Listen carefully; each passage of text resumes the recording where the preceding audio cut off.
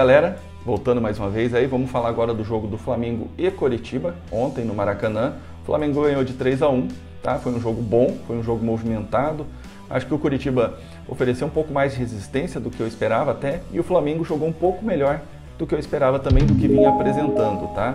Eu acho que aqui eu queria destacar um pouco a parte defensiva do Flamengo, que na parte defensiva o Flamengo vinha deixando muito a desejar nos últimos jogos, e ontem eu acho que o sistema defensivo como um todo, eu não falo só dos zagueiros, eu falo do sistema defensivo desde o ataque, foi um pouco mais sólido, foi um pouco mais bem executado os movimentos, tá? Por que eu falo isso? Se a gente olhar o jogo inteiro, o Flamengo não teve uma chance de perigo criada pelo lado do Coritiba até o momento do gol no final do jogo, tá?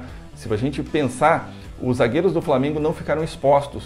Em momento algum, durante o jogo, eles estiveram em uma situação de 1 contra os atacantes do Coritiba. O Coritiba até tentava algumas jogadas rápidas, mas o sistema defensivo recompunha muito rápido do Flamengo e conseguia retomar a bola. O perde e ganha no ataque estava funcionando. É algo que eu falo sempre aqui no canal, que não vem sendo bem executado no Flamengo.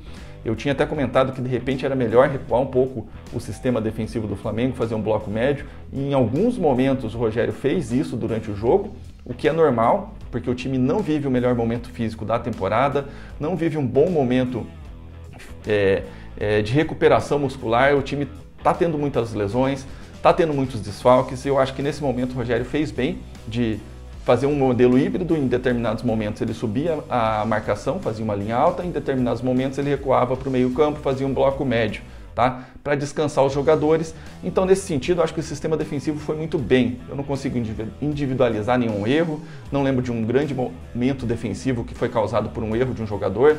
Teve um momento ali que o Diego Alves tentou sair jogar com a bola, que o Robson do Coritiba quase interceptou, tá? Mas rapidamente foi abafado pela defesa do Flamengo, o que mostra mais uma vez o equilíbrio defensivo que o Flamengo apresentou ontem. O único momento que acho a defesa errou, e aí para mim não foi uma falha individual de ninguém, foi uma falha do sistema defensivo, foi no gol do Coritiba, tá? O Tuller ele sai na bola de uma forma muito rápida, ele tenta desesperadamente numa bola que não precisava, ele podia ter ficado preso na linha defensiva, segurado a linha defensiva de forma correta. Quando ele faz isso, ele quebra essa linha defensiva. O Mateuzinho também estava muito antecipado nesse lance. O Léo Pereira, quando o Tuller sai, ele não faz a cobertura da forma correta.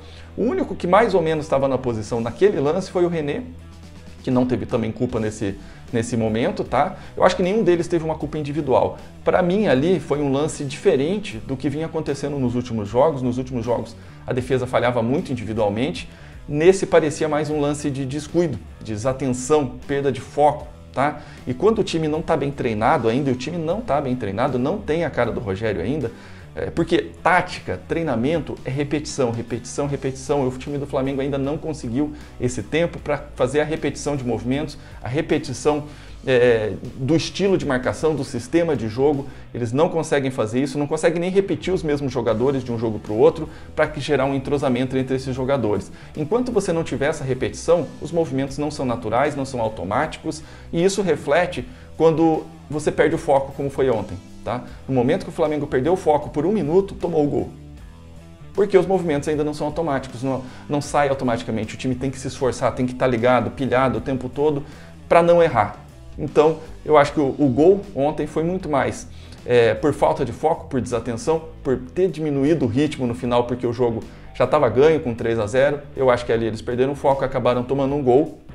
Acho que é algo que não aconteceria em um jogo maior, em um jogo com um time mais difícil, numa Copa, por exemplo. Eu acho que contra o Racing, se o Flamengo entrar como entrou ontem, tá? No primeiro tempo principalmente, mas também no segundo tempo foi bem, acho que tem tudo para fazer um bom jogo. É bom lembrar que o Racing não vence há 4 jogos, perdeu os últimos 4, tomou 10 gols e fez apenas 1. Nos últimos 3 jogos o Racing não fez nenhum gol, tá? Então acho que se o Flamengo entrar da forma que entrou ontem, a 220, o Rogério na beirada do campo estava mais do que 220, estava até mais gritando do que o Jorge Jesus fazia normalmente. Teve um momento que ele pega o Mateuzinho pelo braço para reposicionar ele dentro de campo.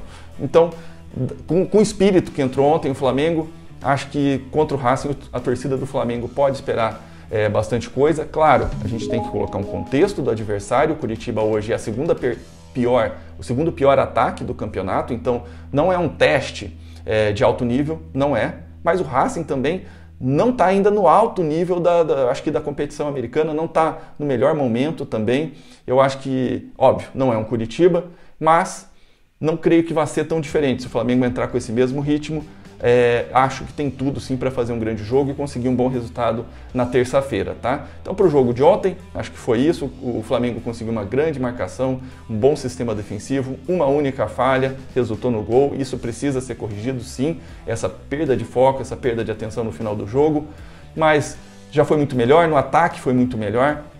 Eu fiz algumas anotações aqui durante o jogo, até comentei ontem numa live que eu fiz de pós-jogo no canal Tudo pelo Flamengo, tá? Tinha o Luiz lá com a gente, ele fez o mesmo comentário, que a gente fez anotações e quase tudo que tinha nas anotações envolvia o nome do Bruno Henrique. Ele perdeu muitos gols, mas só o fato do Bruno Henrique estar criando jogadas já é muito diferente do que acontecia com o Domenech, quando ele ficava muito na ponta. Não é uma posição que ele se sente bem. Acho que um dos maiores méritos do Rogério nesse início de trabalho no ataque é colocar o Bruno Henrique onde ele se sente bem. Já dá para notar que ele está melhorando, só de melhorar o posicionamento ele já melhora o seu rendimento em campo, mas ainda falta um pouco de condicionamento físico, de entrosamento, de ritmo de jogo para que o Bruno Henrique não perca bolas fáceis como ele fez ontem. Ele perdeu alguns gols que não pode perder ontem. O Flamengo, de forma geral, perdeu gols que não pode perder ontem, que não pode perder em jogo normal, mas ele acabou perdendo ontem, tá? O Flamengo ele teve mais de 20 finalizações, mais de 12 lances claros de gols, tá? O SofaScore, inclusive, postou um tweet dizendo que de todos os registros que eles têm, é o maior número de situações claras de gol em um jogo que já foi registrado por eles. Então, ontem era um jogo que facilmente poderia ter terminado 6-1, 7-1, 8-1. Não seria surpresa, porque o Flamengo criou situações para isso, só não aproveitou. 3-1 ficou barato para o Curitiba.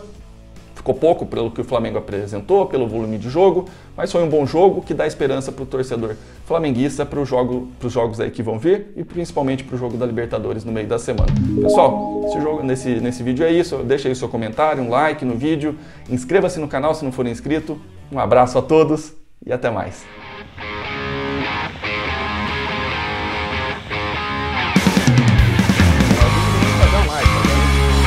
Aparece aí. Ó, apareceu mais.